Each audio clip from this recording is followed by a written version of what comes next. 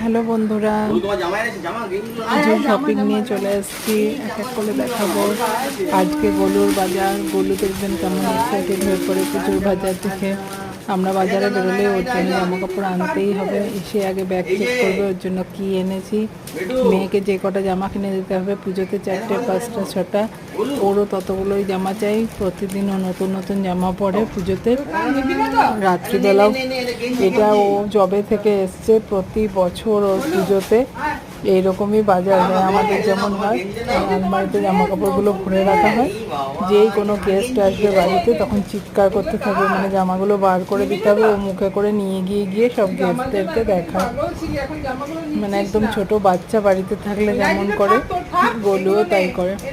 সব কালারের ড্রেস হয়ে গেছে। ওর জন্য কী কী কালারের ড্রেস নেবো বুঝে পাচ্ছি না। এই দুটো কালার ছিল না, তাই আনলাম। দেখি আবার বাজারে একদিন যেতে হবে।